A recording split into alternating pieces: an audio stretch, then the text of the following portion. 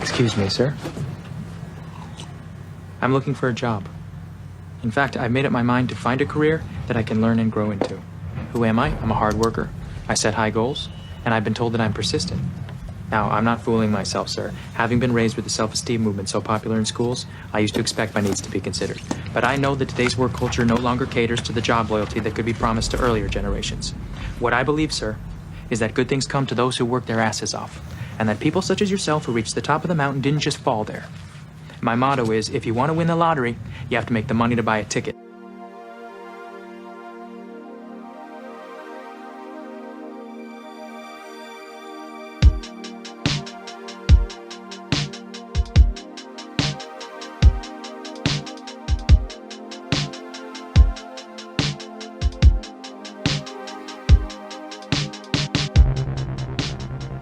Hello, everyone. Welcome to the Weekly Reel podcast. My name is Jeremy. And my name is Ken. In this episode of the Weekly Reel, we'll be talking about the movie Nightcrawler. But before that, you might notice that we have a special guest here today. Say hello, Jacob. Hello, everyone. So, Jacob, who are you for the audience? Well, obviously, you know my name is Jacob. Last name Evangelista. I'm a friend of Ken and Jeremy's. In the early podcast discussion days, I was somewhat involved, but I'm excited to make my debut here on episode 4. We're glad to have you with us. It's been a two-way conversation. It'd be nice to add a third person, a 3-man pod for the first time. Yeah. We're making history. Who is the third wheel? Who is the third wheel? That's the question. But me and Jacob actually know each other from high school. We're high school buds, kind of. Mm-hmm. Yeah, we went to Mountain View Academy. Shout out to all the Mustangs who are listening in. Fun times those were. But here we are now. Stuck on a podcast. Yeah. But eventually, me and Jacob did bond over some short films. We made some short films together on the channel Time to Rise Films. Yeah, Time to Rise Films. Those were great times, making, I don't even know how many videos over 5 years it was? Maybe 6 now? Yeah, right, almost, I think it's 6 now. Yeah. Ooh. Yeah, but a lot of history there. You can really see our minds start to develop in terms of creativity. Yeah, so it's good to have Jacob on here because I know that we always go to movies together. If you can tell, our channel name is Time to Rise Films, and that's kind of a nod to some of Christopher Nolan's work / Hans Zimmer work. So we're very much inspired by Christopher Nolan. And, whenever there is like a Christopher Nolan movie coming out, we're going to watch it together and talk about it because we're just that passionate about movies.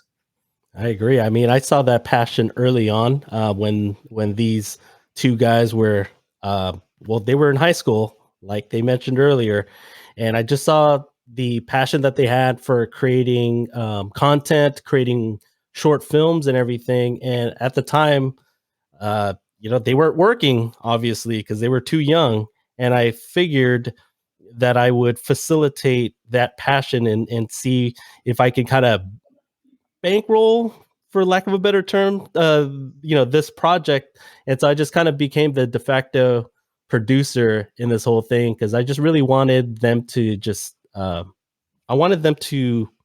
pursue this passion of theirs. And we had good times shooting and filming for each of the short films that we did. And so it was good times. It was good times for sure. Some nights were rough, very not on schedule, but I think for the most part it was good times. But Jacob, we do have a weekly tradition here on the Weekly Reel. We talk about one notable movie or show that we watched in the last 7 days. So, is there any show or movie that you've been watching recently?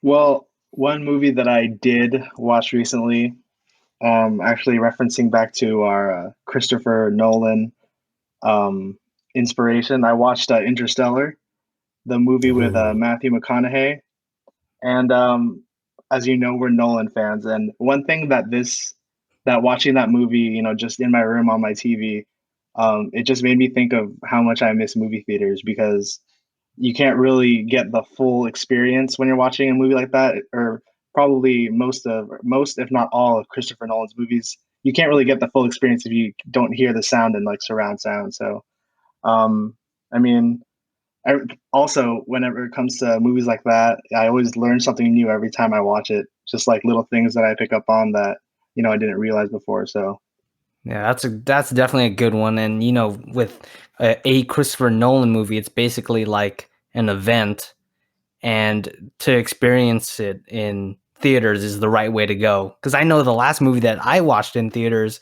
was Sonic the Hedgehog, and I don't want that to be the last movie I see in theaters. I'm not saying it was a bad movie, but it's I definitely don't want it to be my last movie in theaters. But Ken, how about you, man?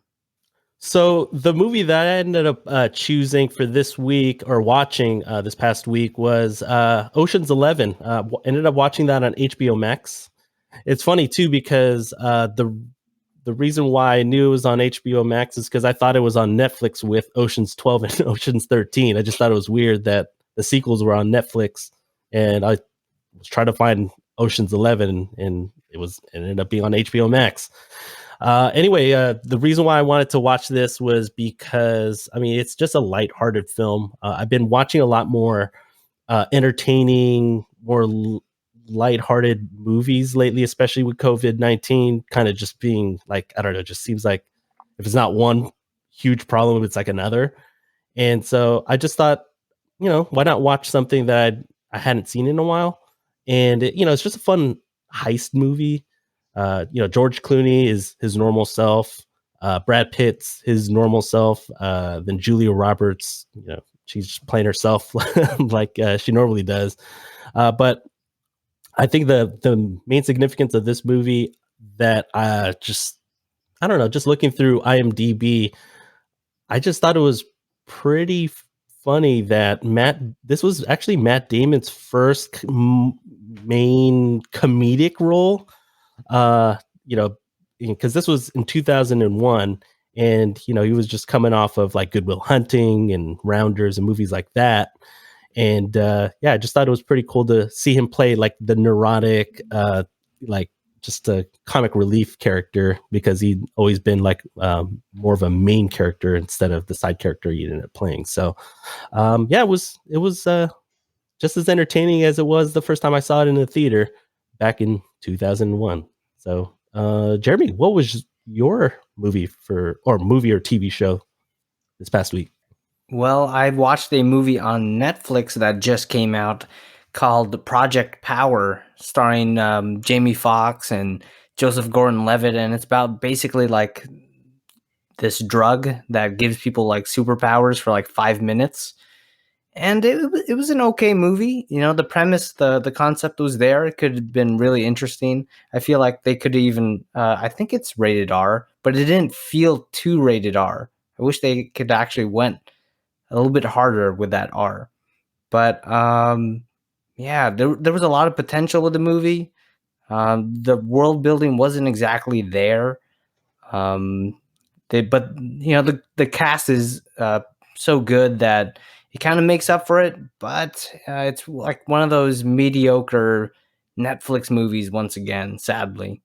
Yeah, I actually agree with you. And actually, I wanted to mention that if you want to hear a more full review of Jeremy's thoughts on Project Power, you can subscribe on his YouTube channel, and he actually made a what do you call it? He made a video on that, so definitely check it out. It's really good. Yeah, well, my reviews, if you want to check them out, Jeremy Pullenbart, just real quick, go watch the videos. But yeah, Project Power, it was okay. But last week we did talk about a better movie, much better movie. We talked about Chef, and we had polls about the foods that appeared on Chef, and we had the poll taking place on all our platforms: Twitter, Instagram, Facebook. So Ken, do you have the results and the food? Yes, I do. So yeah, the poll itself was, what was your favorite dish within Chef? The movie that came out in 2014. It was featured in episode 3. The choices that we put out there were the pasta that Chef Carl Casper made in the beginning for Molly, the grilled cheese sandwich that he had made for his son Percy, the Cubano sandwich that both Martin and Chef Carl ended up making and creating and showing Percy how to make. And then the last choice was the brisket that they ended up making the Austin Midnight sliders in the specialized Austin menu. And so the results are in, and they're pretty interesting, actually. So out of all of the results, 54% chose the grilled cheese sandwich. And then notable selections, 27% chose the brisket, which is the Austin Midnight sliders. And there was actually a write-in vote for, favorite dish. The one write-in vote was for Scarlett Johansson. And so I just thought it was pretty funny. And I was like, I can't disagree. She's a full meal.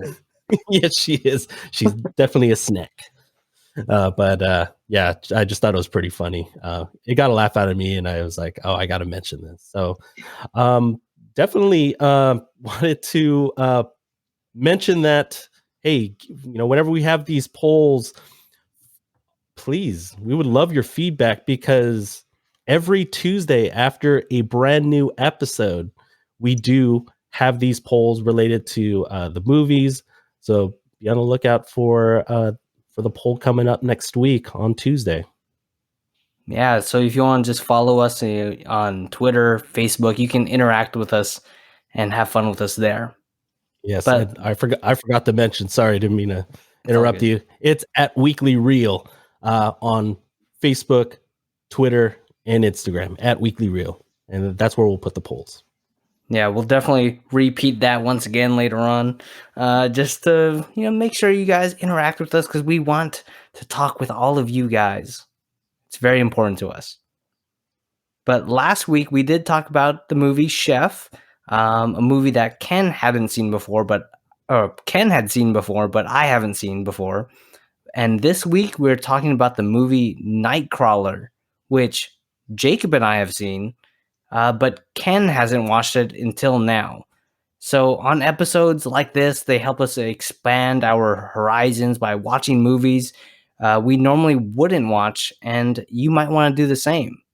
Hopefully this podcast helps you expand your horizon and watch movies that you wouldn't otherwise.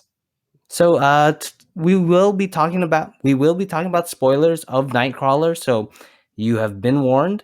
And if you don't remember what Nightcrawler was all about, Nightcrawler is about Louis Bloom, played by Jake Gyllenhaal, a thief looking for work. When he comes across the world of nightcrawling, filming provocative scenes and selling them to TV news stations. So, Ken, since this was your first time watching Nightcrawler, what were your expectations before watching? Well, you know what? I remember when we decided that we were going to have this for episode 4, I completely forgot about what the little footage that I remember from the trailer that I had seen, when it first came out in 2014, right? Mm-hmm. And so the day before, I ended up finally watching it for the very first time. I ended up rewatching the trailer, and when I watched the trailer, I was like, "Oh, okay." Then the immediate my initial thoughts just came back to me, and so my thoughts on the film before I watched it was, I just felt like it kind of gave like a Spider-Man / Venom dynamic from the old animated series that I used to watch on TV before. And I just thought it was funny because, with Peter Parker and Eddie Brock, they were always trying to kind of compete for, just footage on, I think, well, correct me if I'm wrong, because I'm not like the most current with comic books, but then they would mainly take photos, right? Yeah, they would take For the pictures. Daily Bugle. Daily Bugle, yep. Yeah. So I mean, there's a little bit of a difference right there. It's that, stills versus video, but I just kind of had that type of vibe where they just wanted to get out there, get the footage at whatever news, breaking news thing that was going on right then and there. So that was my initial thoughts on that. Oh yeah, that's pretty cool. Like, honestly, I would have told you not to watch the trailer, but it's okay, just in case, because I know trailers give away way too much nowadays. But why didn't you watch it before, like kind of like closer to when it released? Oh man, when I was trying to think about what I was doing in 2014, I think it just ended up slipping through the cracks. I think during that time I was just kind of in a state of transition, and I just really didn't have. I didn't want to say didn't have the time for it, but I was just busy with other things, and this one I just never got around to it. So, well, see, now that you have seen it, do you have like any overall like thoughts about the movie? Oh yeah, definitely.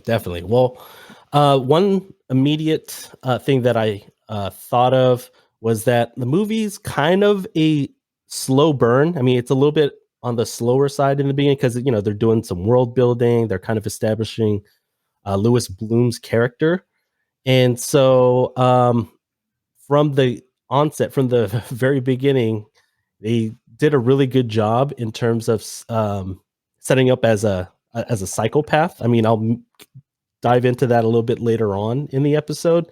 But I just loved how gritty the film was. It helps that pretty much the majority of the movie takes place at night. I just love the overall look of the film. And so, yeah, I mean, I don't know. I was just wondering what Lewis Bloom really did during the day. It was weird, other than sabotaging vans. It was like the only thing that I can remember. I guess he was studying on the internet, I guess. That is true. And so, I mean, that was pretty much it. I just thought I share a couple more random thoughts from the film. Like overall, I just thought it was pretty funny that, I mean, I mentioned the whole Spider-Man and Venom thing. I just thought it was funny that, well, Jake Gyllenhaal in the latest Spider-Man film, Far From Home, played Mysterio. And I just thought it was pretty funny that, well, in that movie, Far From Home, he played this person with like a TV production thing, and it was kind of similar to Nightcrawler. And then also in this film is Riz Ahmed, who plays Rick. And I just thought it was funny because he ends up playing the villain in the latest Venom film. He plays Carlton Drake and Riot. So I just thought it was pretty funny that my initial thoughts with Spider-Man and Venom kind of wrapped up because, yeah, some of the actors. With a quick fun fact, did you know that Jake Gyllenhaal almost replaced Tobey Maguire for Spider-Man 2? I heard about that, yes. Do you know that? That would have been interesting. I didn't know Jacob, that. I should say. That would have been interesting to watch. Yeah, because I think at around that time, Jake Gyllenhaal came out with one of your favorite movies, Day After Tomorrow. Okay, yeah, that was one of my favorite movies. That's not guilty pleasure. Not guilty pleasure of mine. There it is. Yeah. But we all have our likes and dislikes, right? No need to be ashamed. So, Jacob, when did do you remember when you first saw Nightcrawler? I don't remember exactly when I watched it, but I do believe that the first time I watched it, I was streaming it, whether it was on Netflix or Amazon, I'm not sure, but it wasn't really something I remember when I was it was at a time where I was just looking for something to watch. I didn't really know much about it. I wasn't really interested in the movie. The only thing that caught my eye about it really was the fact that Jake Gyllenhaal was the lead actor. And then I remember I ended up just turning it on, but from like Ken said, it was a little slow in the beginning, but once it started to pick up, I couldn't really take my eyes off the TV. I was really interested and intrigued in the story and how it was developing. Dude, yeah, like You mentioned that you saw it on like Netflix. Do you wish now that you would have gone and seen it in theaters? Oh yeah, definitely. Now that I know like that it's actually a good movie and not just a random movie that popped up on my suggested list, I wish I went to the movie theaters to see it because, like I said before, when you go to the theaters, you get really the full experience of watching movies whether it comes to, seeing things on a bigger screen or just the, pop-ups or um things that directors use sound to kind of get you with. So I really do wish I went to go see that one in the theaters. And, if it probably did a re release in the theaters, which it probably won't, but if it did, I think I would go watch it. So do you have like overall thoughts on the film? Yeah. My overall thoughts, I'd say I was definitely surprised and how good it was. And, we'll get into some of that a little later, but um, it was just interesting to see how Lewis Bloom his character developed from the beginning of the movie to the end, and kind of some of the things that he went through as a character, and just is kind of seeing how that side of the news works, because usually you see what people who are watching the news see, and then you see some of those TV shows or movies that are about the actual production, but you rarely ever see what goes behind the scenes, if you know what I mean.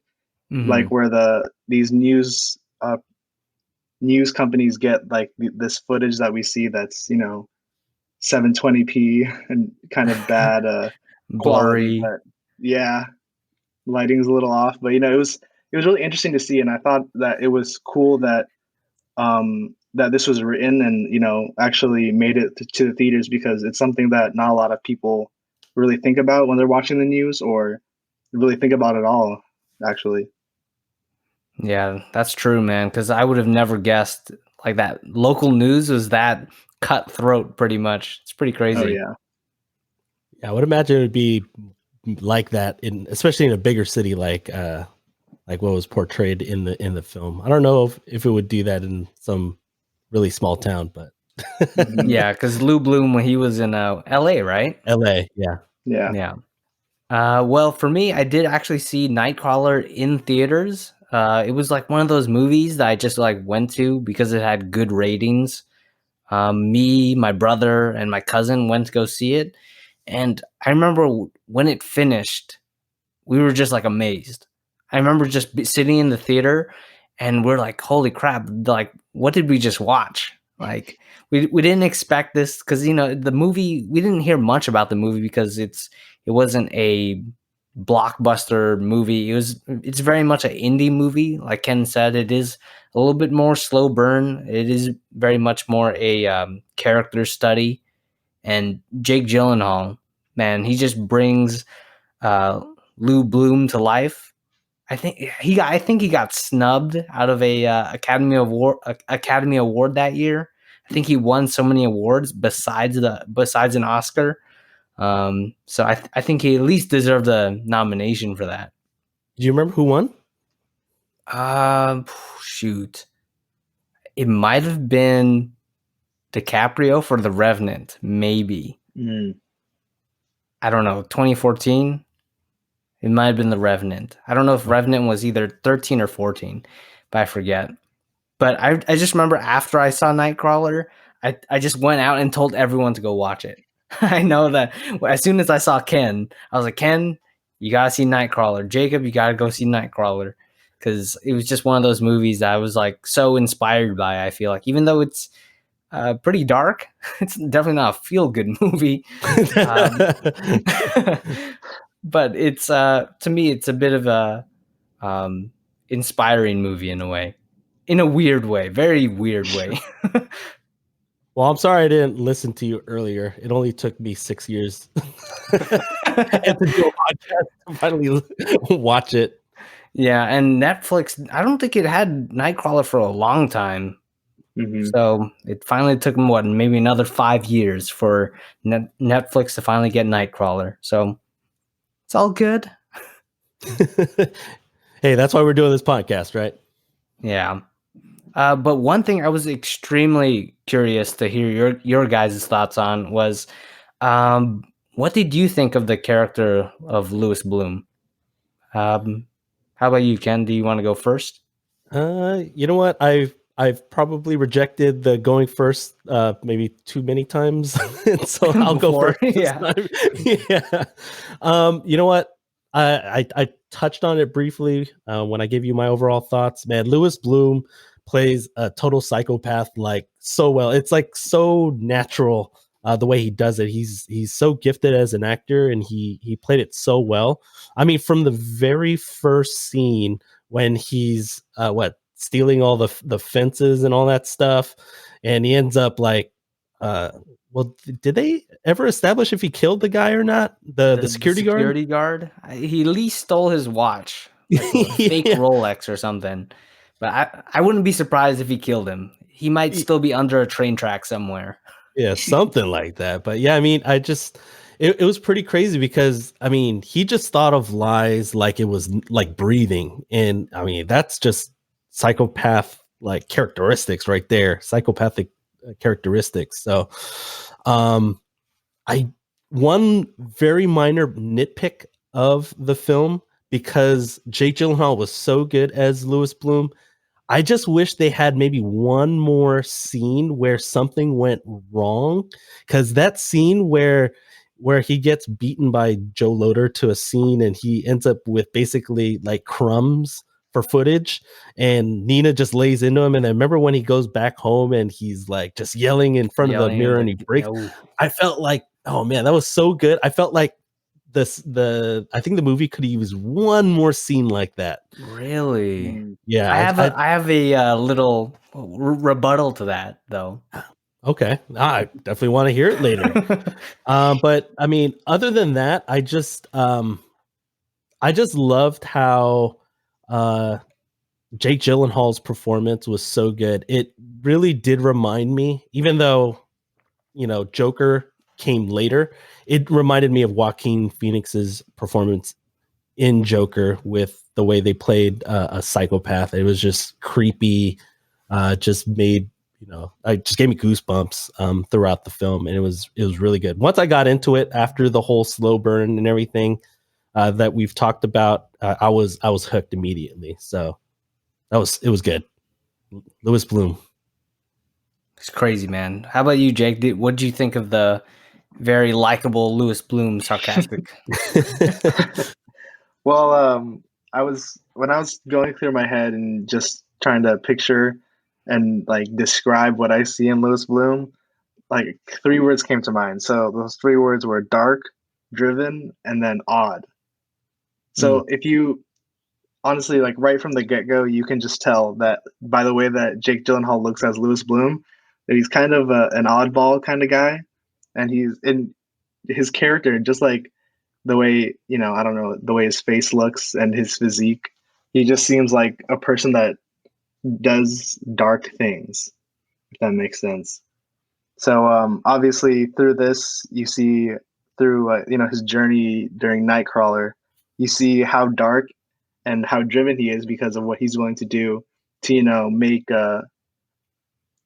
not necessarily just make ends meet for himself, but also to do what he has a passion for doing. And I think that's a really weird way to use your creative the creative side of your brain and to use your drive. But the way that Jake Gyllenhaal was able to portray him, I think that it was really done well, both in the writing and in how Jake Gyllenhaal was able to portray that to the audience. Mm-hmm. Did you know that Jake Gyllenhaal actually lost 30 pounds for the role or something crazy like that? I did not know that actually, but now that I'm picturing Louis Bloom in my head, I can see that now. But yeah, that didn't really come to my mind. Did you watch the movie Southpaw? I think it came the year after with Jake Gyllenhaal. Yeah, yes, I did. I did watch Southpaw, and yeah, he was a lot more muscular in that he was movie. super buff and all that stuff, and he actually filmed that movie after Nightcrawler. So I think that's pretty crazy. He did like a Christian Bale right there. That whole dieting thing. That's crazy. That's crazy. Yeah. Whoa, to put on that amount of weight after losing it, that's Mhm. got to be intense. All muscle too. Yeah. Even though Southpaw was just an okay boxing movie, Mhm. just I guess his dedication was freaking crazy. But in my opinion, like Lewis Bloom, like Ken said, he's a psychopath, but he's also very much a sociopath. You can almost like see him analyzing people and just kind of just like trying to study their social cues and all that stuff, trying to fit in so hard. But at the same time, he like learns through the internet, through interacting with other people. It's a bit scary when you watch him because I think Jake Gyllenhaal adds like these little ticks to his characters. Like I think Lou, he doesn't blink when he gets very intense. I think when he's arguing with Nina about price or something like that, he basically doesn't blink. If you go watch that scene again, he's like not blinking, and it's a bit scary. It doesn't help that Jake Gyllenhaal has big eyes. So. Yeah, he had that crazy eye look right there. Yeah. But my quick little rebuttal to Ken's thing earlier, where one thing could have like gone wrong later on in the movie. I feel like in a way that's something Lou wouldn't let happen. It's like he made a mistake, and obviously you saw how much it affected him, so he would do anything for it not to happen again. I think that's just like in his character for it to never happen again at any means. I definitely agree with you there, but sometimes you can only control so much. I would have liked it where something that he couldn't control like happens, and then I wanted to see him like react negatively. I just wanted to see more of the crazy like loose cannon Lou Bloom. I don't know. That's just me. I just wanted to see just one more. And I felt like the movie was what, 2 hours long. I felt like it could have had about another 10 to 15 minute scene where something went wrong. So it still would have played just as good, if not better. Yeah, dude, I could probably never. I don't get tired of him because, like you said, he lies like it's nothing. Yeah, he's just like spit, like he'll just come up with something random that you want to hear, and it's something like you said where he's a sociopath. He knows people. He sometimes he's socially awkward or whatever, but he knows what to say, or he basically talks to people and he says stuff that people want to hear, and so that's kind of a skill. But I mean, the way he does it is just crazy because he doesn't mean it. Yeah, because you know what I was thinking about when I was rewatching it this time was when he was talking about in like let's say he was talking to Rick or something, and he's like, "Hey, did you know that in 80% of studies, like when he does that stuff, I'm wondering is this actually true or is he just making this up?" And I can't tell the difference. Yeah, I couldn't tell the difference either. Do you like my Lou Bloom impression? That was pretty good. That was pretty good. I think you watched it too many times. Yeah, too many. I'm kind of scared now. I'm just kidding. We could move on into our next topic because there was a great scene between Lou and Rick, Lou's assistant, played by Riz Ahmed, where Rick is negotiating to be paid more because let's just say he was being paid very little. How much was it again, Ken or Jake? It was $75 a night, and that was renegotiated. Oh, man. He almost went for 100. Almost. And obviously he asked for too little, but you know that when he asked for too much, he paid for it with his life. So if you guys were Rick, how much would you ask to be paid to be Lou's assistant? Ken, do you want to go first? Yeah, I'll go first. Well, it sounded like that Lou Bloom was gonna definitely agree to 100. So I was like, okay, well, if he was gonna do that, I would probably ask for 200 a night, and I think I wouldn't go anywhere be on that just because I want to live. Shoot, that's true. How about you, Jake? Are you willing to risk a little bit of your life? Well, honestly, when I was thinking about this, I had the same reasoning in my head as Ken, so I only kept mine at 150. Sounds about right. Yeah, gotta get a day job somewhere or something, and at nighttime just That's true, man. For me, I guess I went a little high. I guess I went for 240. ooh. Oh, I might be man, pushing it though. I don't know, Lewis isn't man. happy with that one. Okay, but I think as long as you portray to him like that you're dedicated to your position and you're not going to ask for more, it's like or less. I think he'll be like okay with it. It's like you have to be Yeah. very committed. He doesn't want to see any black, he wants to see black and white, no gray area. Hmm. But I'm still kind of scared though. That does fit. I mean, he wanted Rick to be a little bit more assertive, right? And so I definitely agree with that. Yeah, and on the topic of, I guess, money, because early on in the movie, Lou, he isn't exactly the most well-off guy. I think he's like stealing internet from his neighbors, or internet and TV from his neighbors. And he actually stole a bike and sold it for, I think, $800 at the pawn shop. So I think we thought it would be fun if we talked about what camera gear we can get for under 800, under 800, I guess minus 100 for the police scanner, which I guess is a necessity in night crawling. Because Lewis Bloom, he did get a bit of an old camcorder, and I thought it would be kind of fun to kind of look at some camera gear for us camera geeks. I agree. Well, also, I thought I'd mention it. I mean, for those of you who need a refresher, that bike had 37 gears. Ooh. That's why that's why he got $800 out of that. But in terms of the listings that I found, all of these listings that I found were on eBay, and so all this stuff is used. The camera body that I found a listing for an A7 II, which is a full frame Sony camera. It's mirrorless. It actually comes with batteries and a grip, and that was for $415. And then I found a lens it was like a 24 to 70 millimeter f4 lens for pretty cheap. Actually, it was for $167.50. And then to round out my my little camera kit, I ended up buying a shotgun mic, which is actually one that I do own, but I found a used one for $31. It's a Rode Video Micro.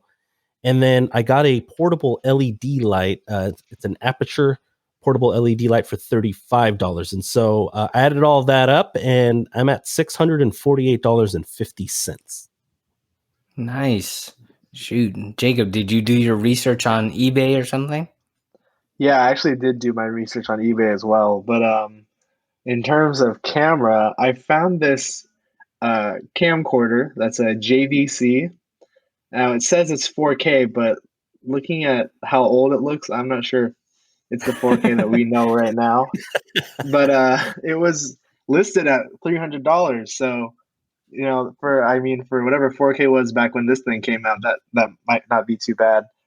I also found a battery kit, or not kit, but like a bundle where you can get 3 batteries for it for $50, which I thought was pretty good because usually batteries go for if not, they probably go for more than $50 each. So I thought that was pretty good. And then for the light, also like Ken, I got a portable LED light for $50.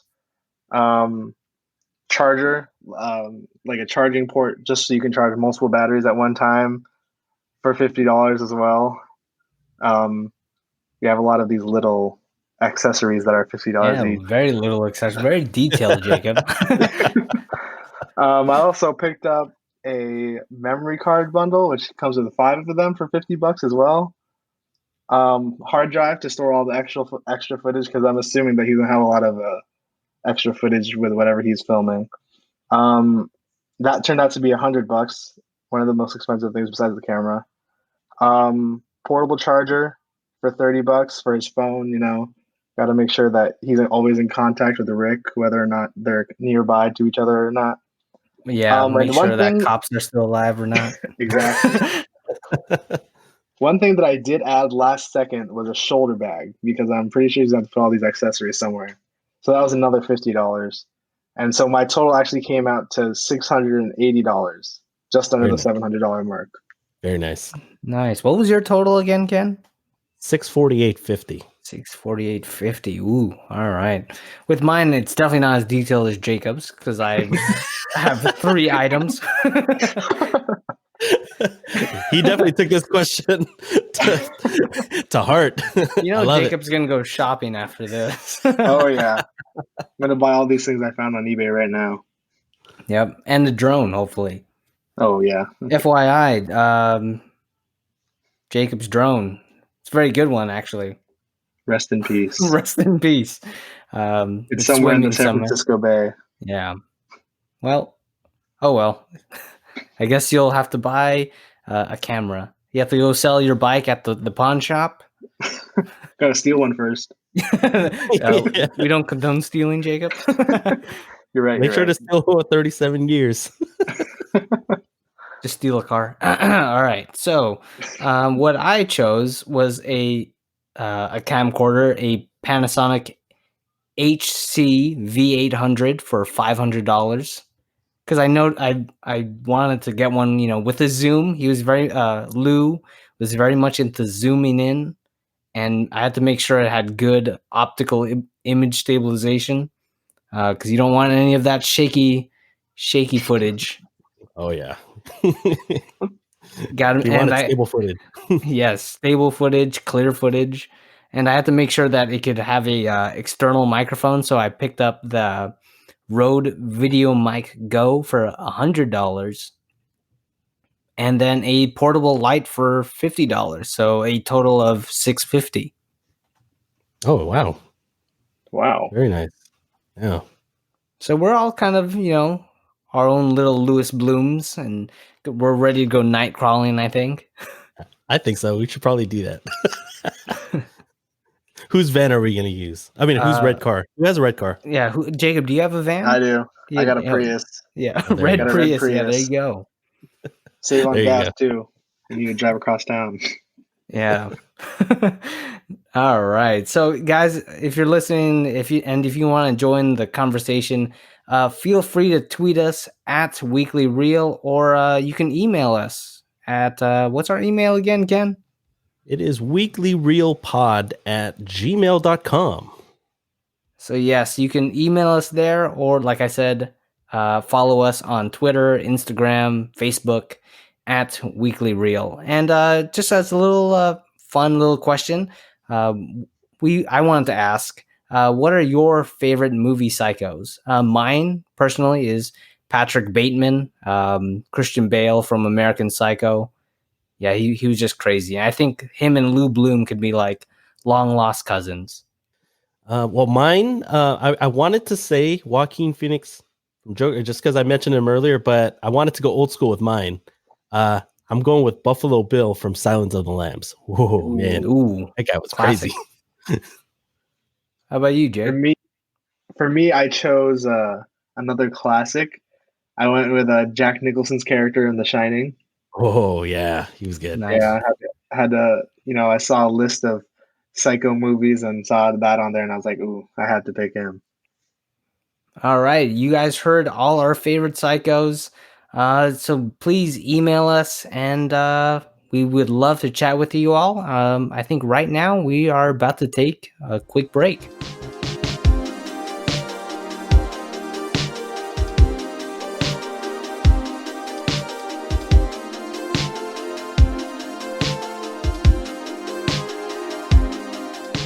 Welcome back from the break.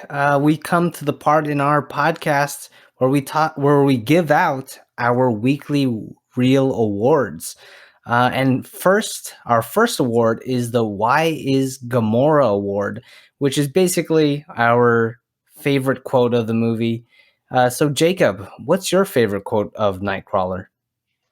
When I was I honestly had to look up some quotes because I can't really remember like specific ones. But one that really did stand out to me was where Lou said, "If you want to win the lottery, you have to make money to buy the ticket." And I think that one kind of stood out to me because obviously it's like kind of something that's obvious, but if you're broke, you don't have money to buy a lottery ticket, but you want to win the lottery, obviously you have to find, whatever money you can to get that ticket. Because, no matter how lucky you are or how lucky you believe you are, it won't really matter if you don't have the ticket. So I think that's my favorite quote.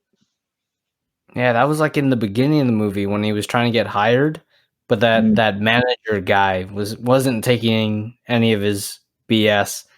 He wasn't gonna. Nope. I'm not gonna hire a thief. I'm like, dang. I feel kind of bad though. Yeah. How about you, Ken? Okay, my winner for Why is Gamora.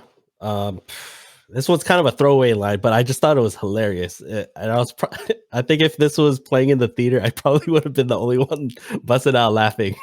It's one of those random lines. So anyway, it's the scene after where Lou gets beaten out, at a scene by Joe Loader, right? And then so he has to come back to Nina with basically nothing. He's got crumbs. And then so this dialogue is actually, I thought, pretty funny. So he goes, so he's basically saying that, I have footage of a stabbing in Corona. And then Nina goes, she's just mad. She's basically just kind of listing all the stories that he missed. Like, I think she lists like 2 or 3 or whatever it was.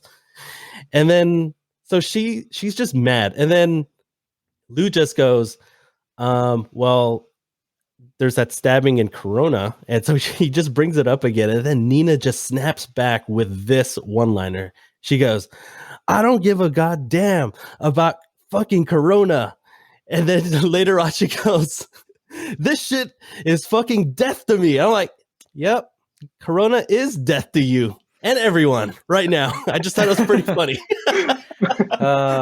Predicted it 6 years earlier. I just thought it had no bearing on the film or anything, like the importance. I just started cracking up because she was talking about the city Corona in Southern California, but obviously Corona, it's deadly. It's fucking death. What was yours, Jerry? My favorite quote, I'm trying to remember where it was. I think it was when Bill Paxton's character, Joe Loader, is trying to actually hire Lou to be a part of his team. And he keeps bugging him, like, you want to join the team? I'm trying to set up 2 vans, bruh. I'm like, freaking Bill Paxton, man. Yeah. Even called him a twerp earlier. Yeah. Like, screw you, twerp. Like, that was almost mine. That was almost my winner. Because Bill Paxton was basically acting like one of those like high school bullies. That's what he reminded me of. Yeah. But my favorite quote does come from Lou when he's so fed up with Bill Paxton, with Joe Loader. Joe Loader. Yeah. With just asking him to join his team. So he says, I feel like this is Lou, because I don't curse as much as Lou, hopefully. But I feel like grabbing you by your ears right now and screaming, I'm not fucking interested. Instead, I'm going to drive home and do some accounting. That was a good one. Because I was like, dang, this guy's crazy. Because he barely showed, he was like literally on the edge of like murdering him, like right there on the street. Foreshadowing. Yeah, foreshadowing. And instead he says it very dry. Like, Jake Gyllenhaal's delivery of that line was just gold to me. That was a good one. But for our next award is our Jensen Award, which is basically our underrated character for the movie. So Jacob, do you have a underrated character for Nightcrawler?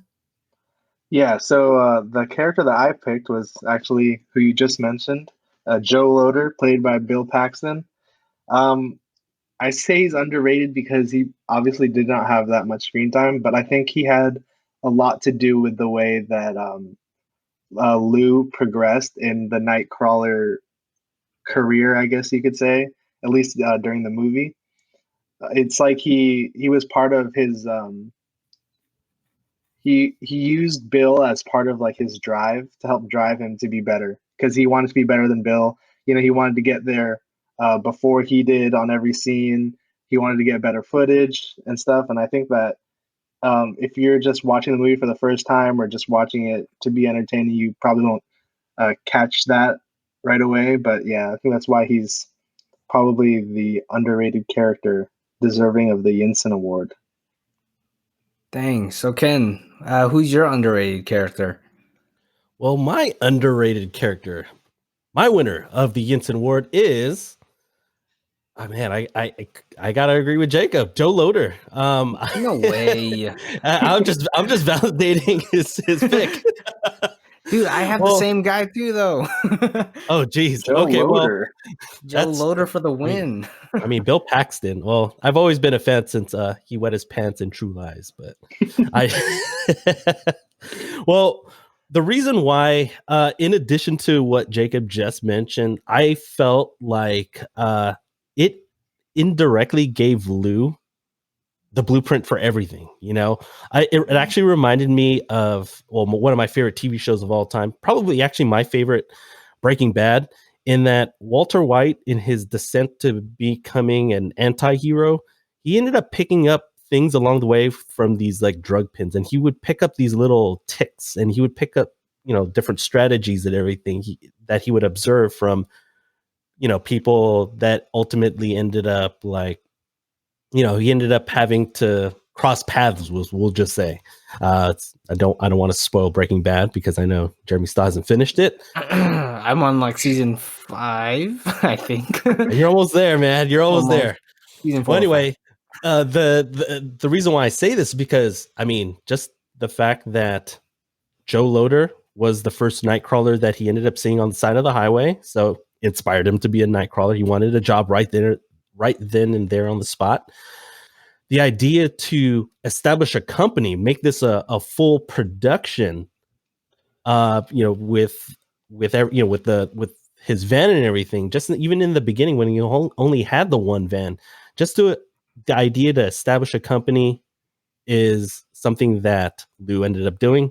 And then the idea of running multiple vans in, you know, just splitting the city in half, you know, it just gave him ideas. And so the last thing I wanted to bring up was that, I mean, Joe Loader just kept egging him on. And so it inspired him to kill him off. So he just got rid of his competition. So, yep, that's why he's my winner for the Yinsen Award.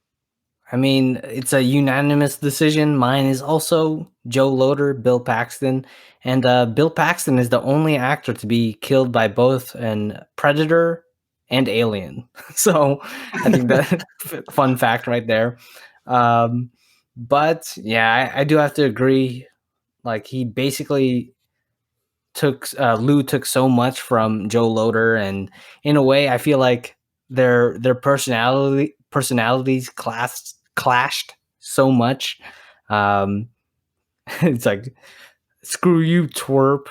And it's like I can never get tired of him saying that, because it feels like bro. It just came straight from the 80s. Yeah, and he was from Hawaii for a little too. Was he wearing a Hawaiian shirt? I think he was, yeah. Yeah, so just going off of what Ken said about, you know, Lou taking a lot of what Bill was doing, I think you could kind of tell if you watch the movie and during the first scene at the highway, the camera takes kind of a low, like, first person view from Lou and looking at, you know, how Bill and his, you know, little company are approaching the scene, and all the gear that they have inside their van. He's kind of taking a peek and trying to get ideas. And I think from that point, you could really tell that he was trying to, like, it really piqued his interest. And then especially the part, obviously, where he asked for a job and then, Bill turned him down. And that led to his demise. Oh, really led to his demise. Because, which leads perfectly into our next award, the Dusted Award, which we basically created for Nightcrawler because it's our favorite crime scene, the Dusted Award. So, Jacob, who do you want to give the Dusted Award to? Well, I give the Dusted Award to, obviously it's a crime scene, but there's a shooting. It's more near the beginning of the movie. There's a shooting at a house, and Lou ends up getting to the scene late. And so he can't really get the same footage that Bill already got because he was there earlier on, like right when the incident happened. But when he got there, he basically snuck into the house. And obviously, it's a crime scene, so if he touches anything, his fingerprints would be there and stuff like that. But he went in the house, started getting some footage, and then there's one part that really, caught my eye was he walked up to the fridge, and there were like these little baby magnets that are the letters, the different colored letters, and then there was a family picture, and he positioned it so that he could get the picture, the magnets, and the window that had bullet holes in it in the same frame. And I think that also showed how much he was willing to do to get the perfect shot that he could give to the news companies. And I think that's why I gave that one the Dusted Award for my favorite crime scene. That was definitely a good one. Ken, did you have a favorite crime scene? I definitely did. And kind of borrowing off of what Jacob was saying, you could tell like he was putting an emphasis on framing his shots. And I felt like he perfected it in the Granada Hills mansion. Just the fact that obviously what they get there, they're there before the cops are, and he's able to just come up having like low angles of first the shotgun when he's coming in, and then he's like slowly approaching like different things. He's like got these smooth panning shots, panning over to like the first girl victim on the couch, and then even that one scene where there wasn't a baby, but just the way he kind of slowly like panned to the crib or whatever, and it was just perfect the way he did it. And obviously it helped that it was like dark and everything, and it's like, oh, is there a baby in there? And it just adds to the tension. Just the way they filmed and shot everything was just beautiful. And I mean, later on in that crime scene, then it basically reveals,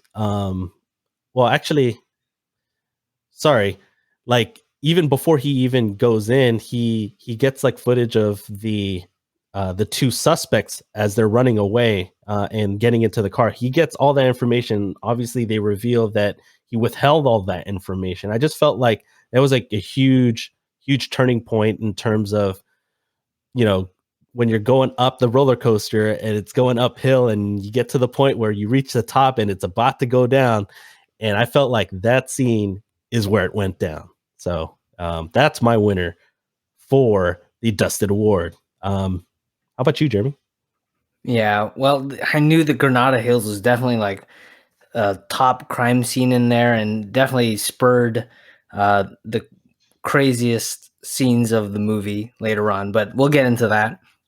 But my pick for favorite crime scene would be Bill Paxton, Joe Loder's van crash scene, because I think Ken mentioned it earlier on that Lou sabotaged his van. Basically, I don't know, maybe took out the brakes or something like that, just because he was so angry of not getting that one crime scene that he basically killed him. He murdered him. And I think Rick was so worried about, it's like, oh, he's one of us. It's like, not anymore, man. It's like, this is basically like our crime scene to film. And when Joe Loader, he's on the stretcher, all bloody, and is in a neck bracer, and he looks up at his arch nemesis Lou filming him.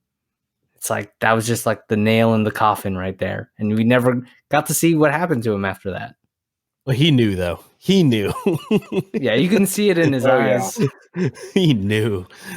I mean, He's like- I would imagine if the brakes were cut, or I don't know, if the van failed in any way, it was just too much of a coincidence for that to happen right after like their whole like conflict right before that.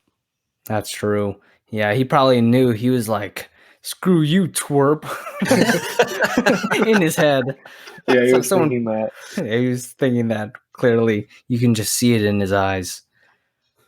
But which leads me to my next award, the Avengers Assemble Award from Endgame, which is favorite scene of Nightcrawler. So Jacob, what's your favorite scene of Nightcrawler? So for my favorite scene, I picked a scene in the beginning. It was when he was trying to sell the first footage that he got, which if you saw the movie, you know that it's absolutely trash footage that couldn't be sold for a lot to these news companies. And when he went in there to sell it, he said he first asked for $10,000 for the clip, and $10,000, it wasn't even how much they would give or it was probably what they would give for some really, really good quality footage if they bargained for that much. But I thought that it kind of showed how new Lou was to the night crawling scene. And then from going from that aspect to the very end, you can see really how he progressed, and what he learned from Bill and what he brought from himself, because he's such a oddball. And I think that yeah, that's pretty much why I gave that one the Avengers Assemble Award for my favorite scene. Dang, that is a good one, man. Ken, how about you? Well, my favorite scene is it's actually a little bit more of an underrated scene. I love behind the scenes stuff. I like I mean, the audience will get to know that I like montages as well. But my favorite scene was after the whole Granada Hills crime scene, when he has all that footage and he goes back to Nina. He gives all that information. It's after it's negotiated, and it's that scene where Nina just takes over basically the screen time. It's when they're doing a live news broadcast, and she's just playing the news director, and she's just trying to hammer home how horrific this scene is. And she's just like, make sure that, she's just yelling instructions to each of the newscasters at the time. And I don't know, I've always just been a huge fan of being able to see what's behind the curtain, all the behind the scenes stuff, and just to be able to see how they portrayed that. I felt like Renee Russo was really good in that scene. And I thought that, well, I mean, we haven't really mentioned her that much in this episode. I wanted to make sure that I saved this portion of the episode to just let everyone know that she was really good in the film. She was actually kind of underrated. She was also almost my underrated character, even though she's probably technically the female lead. And so that's why I went the other direction. She can't really be underrated if she's like The leading role. the lead. Yeah. So, but I just wanted to highlight her performance in that scene, and just how she's actually really good at her job, even though they were like sixth in ratings or whatever. So that's pretty horrible for local news. But for that particular scene, that's my winner for the Avengers Assemble Award. How about you, Jeremy? This is your movie after all. Yeah, for sure. But I just remember also in your scene, Ken, kind of talking about when the newscasters and what's his name, Lou, he was like, he had a very specific way that he wanted video production news. That's the way it should be read. That's the way it should be said. It's like, oh crap, this guy's crazy, man. He's so like OCD. Yeah. And he kept saying that, and he was so like proud of himself when they said it on air. By the way, that's a horrible name. I know, seriously. I was video production news. That's like so generic. I guess they didn't want to get like maybe the writers or whoever like didn't want to accidentally point at somebody in real life. True. It's like, here's generic name. It's so on brand though for Lou Bloom though. Yeah, So that's on true. brand. It's a little bit out of character, Yeah. but maybe that's why. I don't know. But my favorite scene, my Avengers Assemble award, would have to come nearing the end of the movie where that action sequence, that car chase, leads ultimately to Rick's death, and just the way that Lou tricked Rick to his death, where he's like when he told him that the police officer, not the police officer, but the suspect was dead, and led him to, it's like, hey, steady hands, use the zoom, steady hands, and then he gets shot. And I'm like, when I saw that first in theaters, I'm like, no way, he didn't just kill his partner. But that's exactly what he did. I was so and the way Riz Ahmed played that character, he was like a stray puppy in a way. So innocent. And yeah, so innocent, and just like Lou just killed him, and it was so sad, but it was pretty cool at the same time. But my for, I guess, not underrated scene, but honorable mention, I would have to say, would be Nina and Lou at the Mexican restaurant. I think it's such a good scene between the two actors. Just Lou is super crazy, and he really trying to fulfill his some of his other desires in a very manipulative way. And that's when, like, if you want to take like red flags to the max, watch that scene, because Lou is just freaking crazy. Psycho. So awkward. That was a very awkward scene to watch. Shoot. I wonder if the food was good though. It sounded good. I bet you he did a ton of research. I mean, he does so much research on everything else. I'm sure he researched a lot on that Mexican restaurant. Yeah. Well, we'd have come back to the part in our podcast where we play a fun game called Guess the Rotten Tomatoes Score. This is Jacob's first time on the podcast. So I wanted him to go first, but I did want to mention that I am up 4-2 against Ken. So I'm For now. 2 points for now. We're taking this one. Yeah. Ken will try to tighten that lead, and Jacob can play for fun. So, Jacob, do you want to?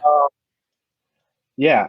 When I was trying to think of, what the Rotten Tomatoes score would be, I was thinking of all the movies that I know that I like, but also got a pretty low score on Rotten Tomatoes. But I feel like this one is so well made that it could have gotten a high score. So I'm going to give this one a 90%.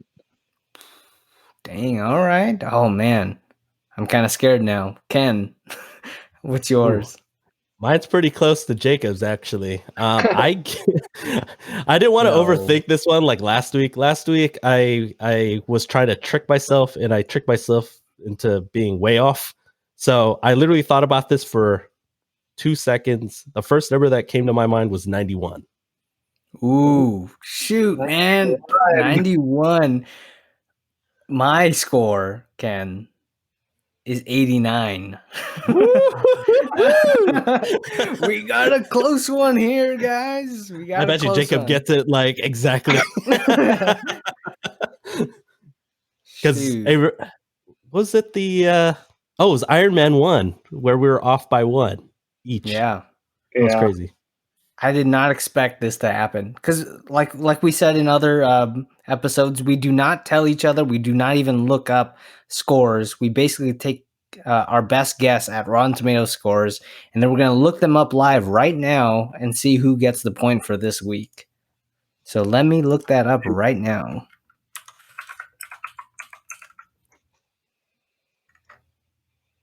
Ooh. The tension. Oh, shoot. All right. So Nightcrawler 2014. Hang on. Stupid computer. Okay.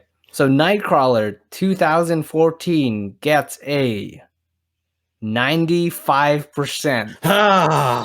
Yes. I did not expect it to be that high. I love the movie. I thought Oh, he was being generous. yeah, it's pretty crazy.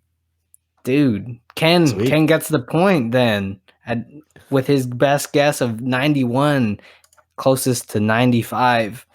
Dude, that's such a good. That was higher than I expected. That is pretty crazy. I didn't think it would be that high, honestly. I thought it would be in the 90 range, and I just didn't want to pick a round number, which is why I didn't go with 90. Honestly, So, I thought I liked it more than the critics. Well, I guess I did. But I guess that segues perfectly into our next award, the I Last Love award. You 3. Yeah, our last award, I Love You 3000 award, where we basically rate the movie of the week from 1 to 3000. So, Jacob, out of 3000, what do you give Nightcrawler? I gave Nightcrawler a whopping 2,877. Ooh. Nice. Don't What know percentage is that? Yeah, I don't know. Oh, I'll look that up for you. Kind of 2,000. Well, you can't figure that out in your head? Is that like 96%, Jake? Or 95 or 95.9%? Oh, wow. Ooh. That was actually that's really close to the actual Rotten Tomato score. Dang, I should be a critic. That's true. How about you, Ken? Okay, well, I actually went a little lower, only because I felt like it did kind of drag a little bit in the beginning, and that's the only negative thing I really got to say about it, other than that one nitpick that I mentioned earlier in the episode. My rating out of 3,000 is 2,673. And that loosely translates to 89.1%. It's still a really good score in my rating system. I tend to be lower. So that's actually good for me. Nice. I know. Yeah, I noticed Ken's very strict, and that's good that you didn't think about it too much on your Rotten Tomatoes guess, man. I'm telling you, that's a strategy moving forward. What was your rating, Jeremy, since this was your film? Yeah, so I gave it not as precise score, but I gave it 2,900 out of 3,000. Wow. 96%. Because I feel like, I guess, yeah, I do see how some people can see that it's a little bit slow in the beginning. But for me, just the way that the music, the characters, I never really got tired of it at any point during the movie. It's such a good movie. I feel like it's very rewatchable for me, at least. Yeah. Especially for an indie film, I feel like I can watch it at any time. Yeah. Plus, I feel like all the characters are they stand out, all of them, and so definitely. I'm kind of kicking myself for not watching this earlier, but I'm kind of glad that I ended up finally watching it and we made a podcast episode out of it. For sure, man. I'm glad I can share Nightcrawler with you. Thank you, Jacob, for joining us on this Nightcrawler episode. But Ken, do you want to preview next what we're going to talk about next week? Yes, for episode 5, all I gotta say is the first rule of episode 5 is you do not talk about Fight Club. The second rule of episode 5 is you do not talk about Fight Club. That's all I gotta say. Dude, Jeremy, it's all you. I wonder what movie that is. I think it's Prometheus. It's one of my favorite movies. It's just so crazy, and I know Jeremy hasn't seen it, which is why I picked it. But Jacob, have you seen Fight Club yet? I have seen Fight Club, but not for a while. But I do remember all the rules for Fight Club.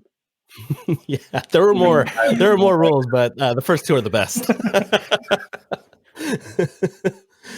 And Jeremy will soon find out when we actually, when he watches it and when I finally do another rewatch. Because, like Jacob, it's been a while since I've seen it, but it's still one of my favorite movies. It's just never around, but it is on HBO Max, I believe. HBO Max. We are not sponsored by HBO Max, but that's where I am definitely going to be watching it. Dude, I'm so psyched for next week because Fight Club is just one of those movies that's probably like on the like must watch list on any like movie person's movie list. And I can't believe I still haven't watched it. So I'm ready to watch it this weekend on HBO Max, not sponsored, but if they want to sponsor us, go ahead. But yeah, I'm totally psyched for that. And so keep up to date with, all that stuff on our social media. But Jacob, if the listeners want to follow you somewhere, where can they find you? Well, on basically all social media platforms, I am at Fashowj, FASHOWJ. Same thing on YouTube. And if you do, by any chance, go on Twitch, you can find me there too, streaming some usually video games at FVShowJ. Nice. Yeah, we've played Call of Duty sometimes together. We win sometimes, not all the time. But yeah, go follow Jacob at his platforms. I know that maybe he'll start vlogging again sometime soon. Hint, hint. That's gonna be coming up. How about you, Ken? Well, yeah, you can just follow me on both Twitter and Instagram at FreeKenA. That's spelled, actually, it's not spelled, just free_Ken_A. And so that's where you can follow me. I'm pretty active. And so, yeah. Very active on Twitter. Yeah, I try. Again, it's still a little unnatural to me, but I'm slowly getting back into the groove of being active on social media. How about you, Jeremy? Well, if you want to follow me on Instagram or Twitter, you can follow me at JP_flicks. I finally posted another thing on Twitter. So I'm not as active on these social media, but I did finally post on Twitter, guys. So if you want to follow me there, that's where JP_flicks. So thank you, Jacob, again for being our special guest. Yes, don't be a stranger. Don't be a stranger, Jacob. It was fun. I'm gonna have to do this again sometime. For sure. Sooner rather than later, hopefully. And hopefully our next podcast, we can have you like in person when this whole COVID thing is dies down a bit, and we can have you in person. Yeah, that would be fun.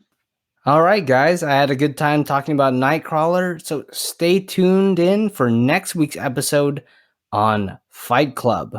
Once again, thank you all for watching, and we'll see you next week on The Real.